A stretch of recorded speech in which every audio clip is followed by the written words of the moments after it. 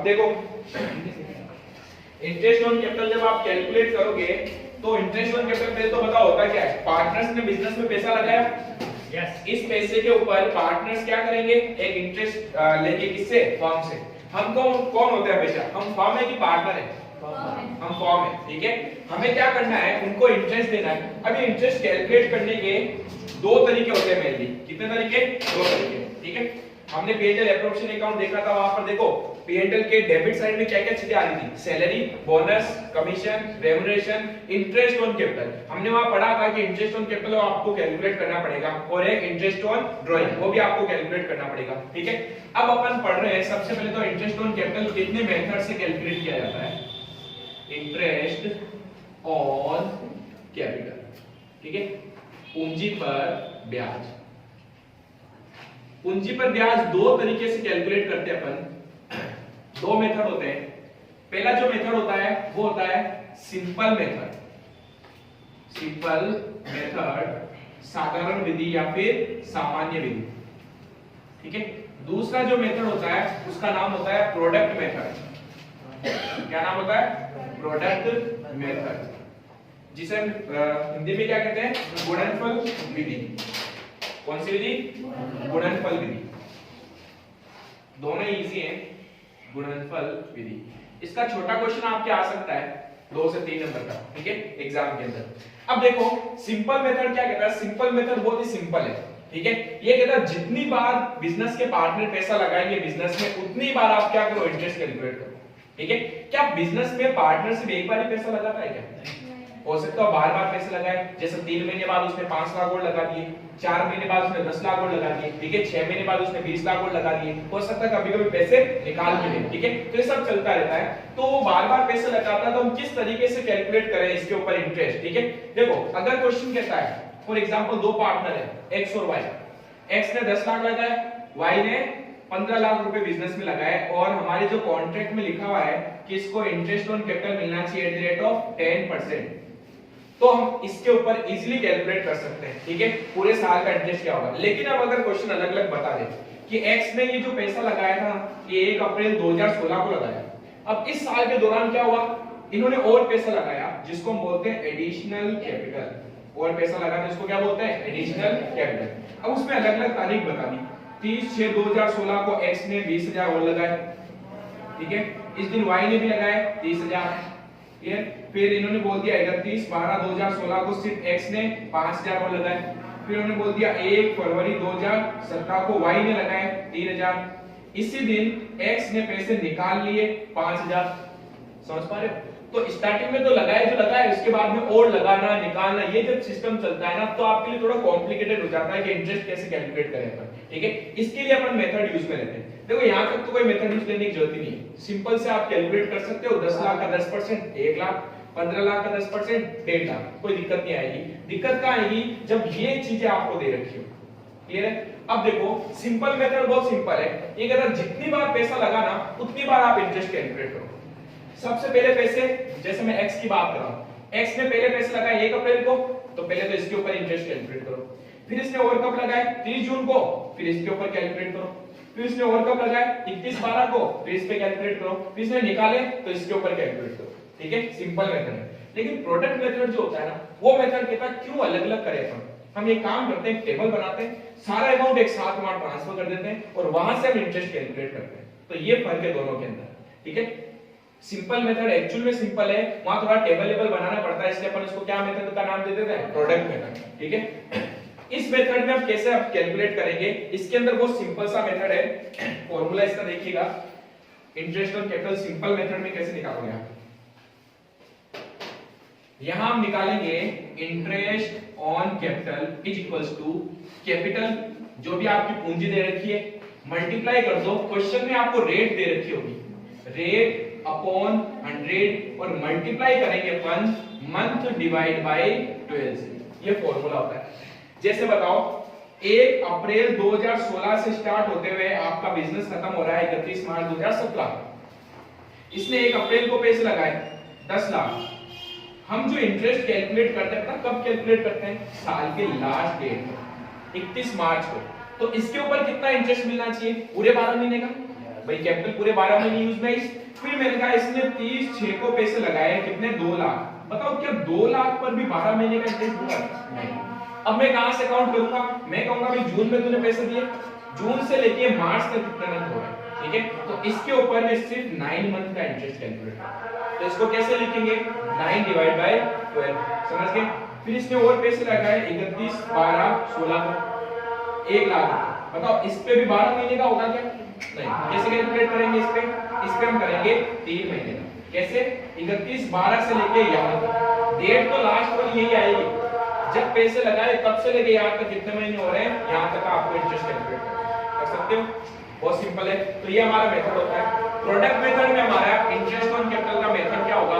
इसमें मेथड होगा total product. क्या होगा? टोटल प्रोडक्ट, ठीक है, मल्टीप्लाई रेट अपॉन 100 और मल्टीप्लाई 1 डिवाइड बाय 12, ठीक है? इसका रीजन बताऊंगा 1 क्यों आया आप पे बाद में। पहले अपन इसके ऊपर कुछ क्वेश्चंस कर लेते हैं, ठीक है? आप जल्दी से इन दोनों मेथड्स को करो, फिर अपन इसके ऊपर एक एक एग्जाम का लेके क्वेश्चन सोल्व करते हैं, ठीक है? थोड़ा फास्ट कीजिएगा।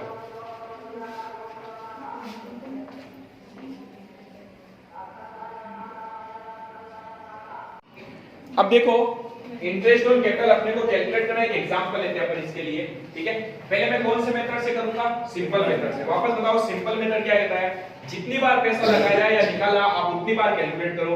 ये सिर्फ एक बार ही कैलकुलेट करता है, ठीक है? तो मैं सबसे पहले सिंपल मेथड की बात कर रहा हूं। इसमें अपन एक एग्जांपल फ्रेम करते हैं।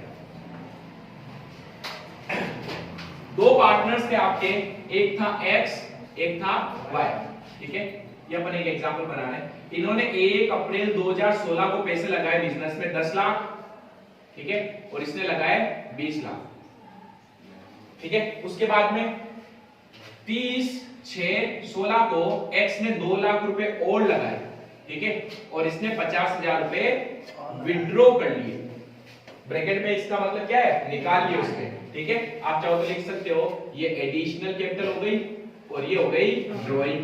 क्या वो पैसा निकाल भी सकता है? यस। फिर 31 12 16 को इसने लगाए 31 12 की जगह तो चेंज करते हैं अगस्त। इसने 3 लाख रुपए और लगाए और इसने 6 लाख रुपए और लगाए, ठीक है? क्या हो गया? नेक्स्ट 31 11 2016 को इसने 50,000 रुपए निकाल लिए और इसने भी 50,000 रुपए क्या कर लिए? निकाल लिए। ब्रैकेट में लिखने का मतलब क्या है? ड्राइंग कर ली इन्होंने, ठीक है? पैसे निकाले। और 1 फरवरी 2017 को 30,000 इसने और 10,000 इसने लगाए, ठीक है? अब क्वेश्चन कह रहा है calculate interest on capital at the rate of 10% per annum. Per annum का मतलब क्या होता है? वार्षिक। 10% वार्षिक की दर से आपको इंटरेस्ट ऑन कैपिटल कैलकुलेट करना है, ठीक है? एक्स का मैं कैलकुलेट करूंगा, वाई का आपको करना है। अब देखो सॉल्व करते हैं। पहले ले लेता हूं calculation of interest on capital. अच्छा यहां पर कौन सा मेथड? By normal method. इसी क्वेश्चन को अपन करेंगे प्रोडक्ट मेथड से भी। तो पहले अपन क्या कर रहे हैं? नॉर्मल मेथड से। तो calculation of interest on capital, ठीक है? किसका निकालना हूं मैं? एक्स का। वाई का आपको वर्क करना है। अब बताओ नॉर्मल मेथड में फॉर्मूला क्या था? याद है आपको?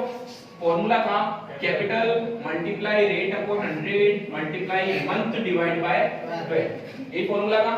जितनी बार पैसा लगाएगा उतनी बार कैलकुलेट करना है, जितनी बार पैसा निकालेगा उतनी बार कैलकुलेट करना है, ठीक है? तो सबसे पहला इंटरेस्ट किस पे कैलकुलेट करेंगे? 1 अप्रैल वाले पे, ठीक है? तो बताओ 1 अप्रैल 16 से लेके कहां तक काउंट करना है? आपकी बुक्स क्लोज हो रही है पता कब? एज ऑन 31 मार्च 17। इस दिन आपकी बुक्स बंद हो रही है, ठीक है? तारीख हमेशा क्वेश्चन बताता आपको कब बुक्स बंद होगी। मैं चाहता तो इस बुक्स को क्या 31 12 को भी बंद कर सकता था, फिर ये नहीं आता, ठीक है? क्योंकि तो फरवरी में चला गया, तो हम 12 में भी इस बुक्स को बंद कर सकते हैं। क्वेश्चन क्या बोल रहा है, इंफॉर्मेशन क्या दे रहा है, उसके आधार पर निकलेगा। जो लास्ट डेट होती है जब आप बुक्स बंद करते हो तब तक हमें कैलकुलेट करना है, ठीक है? चलो तो बताओ 1 अप्रैल को इसने पैसे लगाए 10 लाख। 1 अप्रैल से कब तक लगे हुए? 31 मार्च 2017 तक। तो बताओ इसके ऊपर इंटरेस्ट कितना आएगा? 10 lakh capital multiply rate question में दे रहे कि 10% यानी 10/100 इनटू करेंगे मंथ। मंथ कितने आएंगे? अप्रैल से लेके 31 मार्च तक कितने महीने हो गए? पूरे 12 महीने। 12 बाय 12 कितने 1 ले, सिंपल हो गया पहला। फिर आ गया फिर उसने और लगाए, कब लगाया उसने 30 6 16 को, वापस 30 6 16 से लेके 31 मार्च 2017 तक काउंट करेंगे, कितने महीने हो गए 9 महीने। 9 महीने का 2 लाख रुपए इंटू 10% इंटू 9 बाय 12, ठीक है, कितना अमाउंट आएगा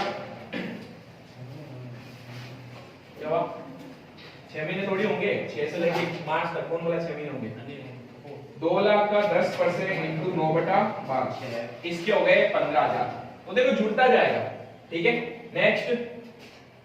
नेक्स्ट लगाया 31 अगस्त 2016, यहां से लेके 31 मार्च 17 तक, काउंट करो कितने महीने हो रहे हैं। अगस्त आएगा क्या इसमें बताओ, अगस्त नहीं आएगा, क्यों नहीं आएगा, क्योंकि अगस्त के लास्ट में पैसे लगाए तो अगस्त का ब्याज थोड़ी देंगे उसको। फिर आ जाएंगे अपन सितंबर में, सितंबर अक्टूबर नवंबर दिसंबर जनवरी फरवरी मार्च, 7 महीने, ठीक है। तो कितने लगाए 3 लाख, तो 3 लाख के ऊपर 10% इंटू 7 बाई 12, ठीक है, तो 30,000 मल्टीप्लाई 7 बाई 12 17,500, ठीक है।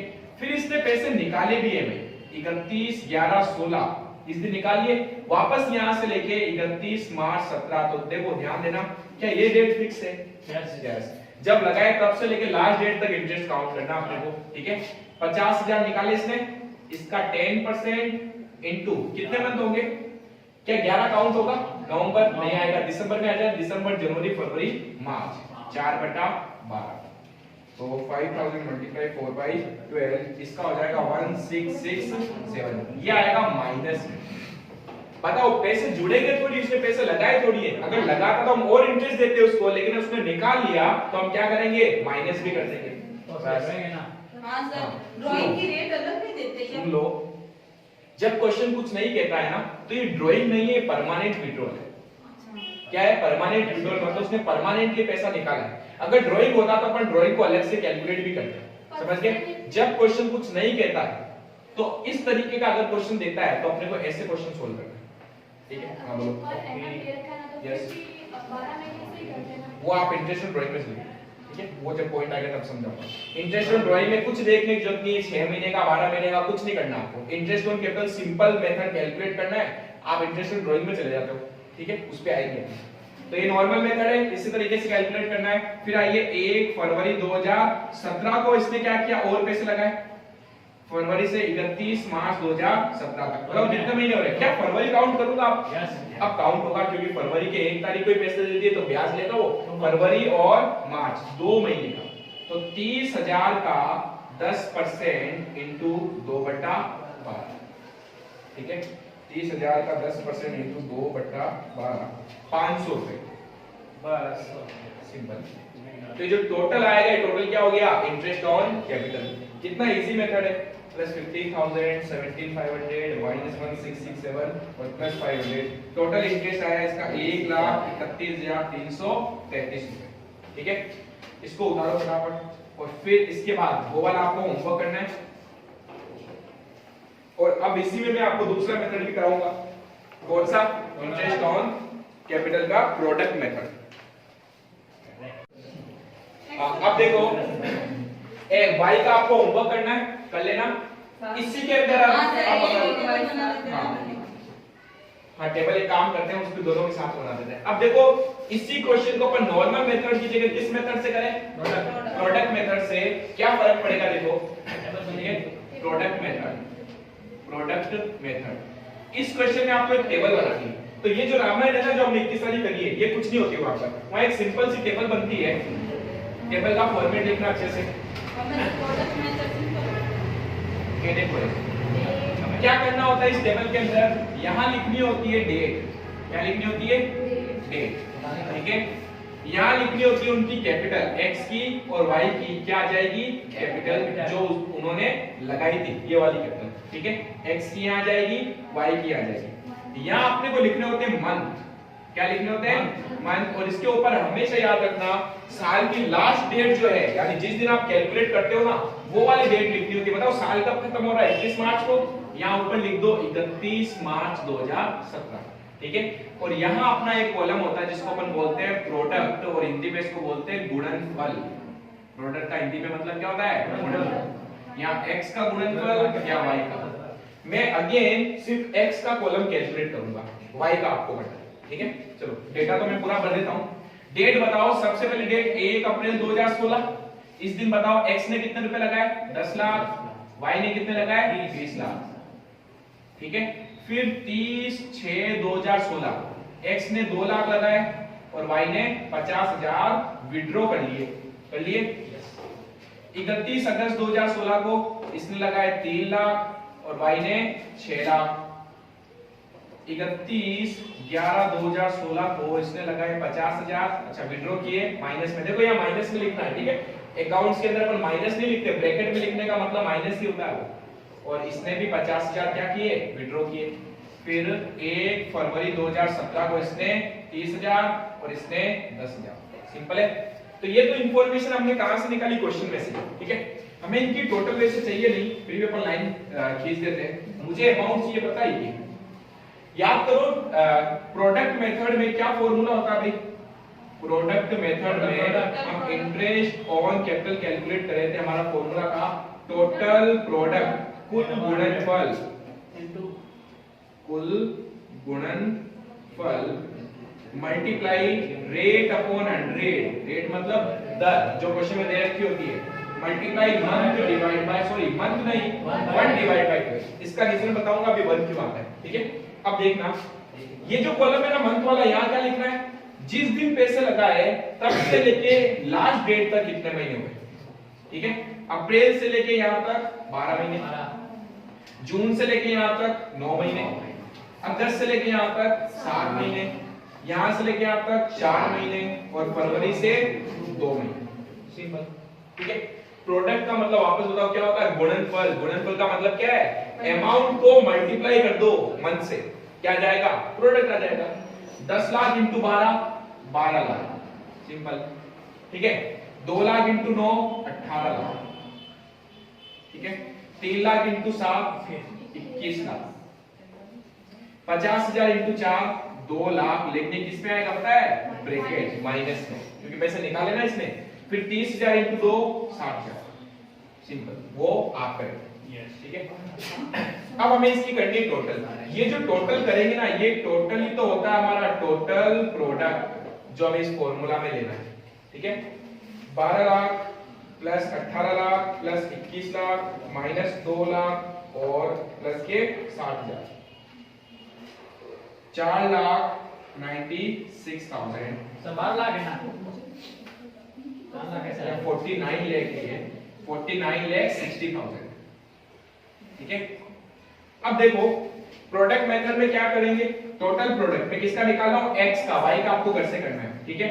बताओ टोटल प्रोडक्ट कितना आया? 49,60,000 मल्टीप्लाई रेट क्वेश्चन में दे रखी है 10%, तो 10/100 इनटू 1/12। अब समझना 1/12 क्यों आया?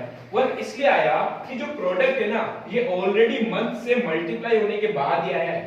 जबकि पता है पिछले मेथड में हम मल्टीप्लाई करते थे कितने महीने, इसलिए हम यहाँ पर क्या कर लेते हैं? 1 ही लेते हैं। क्यों? क्योंकि जो अमाउंट आता है ऑलरेडी मंथ से मल्टीप्लाई करने के बाद आता है।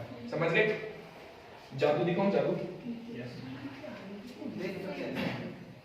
4 1 3 3 3 वहां कितना आया था? वैसे ही वहां ये नहीं आया था। 49 लाख नहीं, सेम आएगा 10% डिवाइड बाय 12। 41,333 आ रहा है यहाँ पर, ठीक है? और वहाँ पे 1,33 31 वहाँ वाले अमाउंट को एकदम से निकाले अपने। 10 लाख का 10% 1 लाख, 2 लाख का 10% इंटू 9/12 15,000 सही है। 3 लाख का 10% इंटू 7/12 गलत है ना? 1 लाख में से 15,000 गए तो 50,000। 1 मिनट 10% 4/12 160। 1 लाख कैसे आएगा? 30,000 का 10% इंटू 12 500, ठीक है? ये माइनस का आ गया। कौन सा? हाँ माइनस का, ऐसे minus 1 lakh plus 15,000 plus 17,500 minus 1667 plus 500 1,31,333 आना चाहिए। हमने यहाँ पे गड़बड़ करी है इसका, वापस ये करो। अच्छा 12 लाख के होंगे क्या? 10 लाख इंटू 12 कितने होंगे? 12 लाख ही होंगे 1 करोड़ 20 लाख, ठीक है 20 लाख लिखे थे। ओके, कभी बोला क्यों नहीं आपने? अब देखो 1 करोड़ 20 लाख प्लस 18 लाख प्लस 21 लाख, ठीक है आवाज नहीं, माइनस 2 लाख और प्लस के 60 लाख, तो यहाँ आएंगे 1 करोड़ 57 लाख 60,000, ठीक है 1 करोड़ 57 लाख 60,000 का अगर 10% डिवाइड बाय 12 करते हैं तो ये आ जाए 131,333, सेम आया। चाहे प्रोडक्ट मेथड से करो या फिर नॉर्मल मेथड से करो, अमाउंट सेम आएगा अगर रेट सेम होती है तो। कभी चेंज नहीं होगा, कभी चेंज नहीं होगा, क्योंकि इंटरेस्ट रेट के साथ तो 10% ही निकालना है ना। अब करो y का आपको करना है घर से, सुनो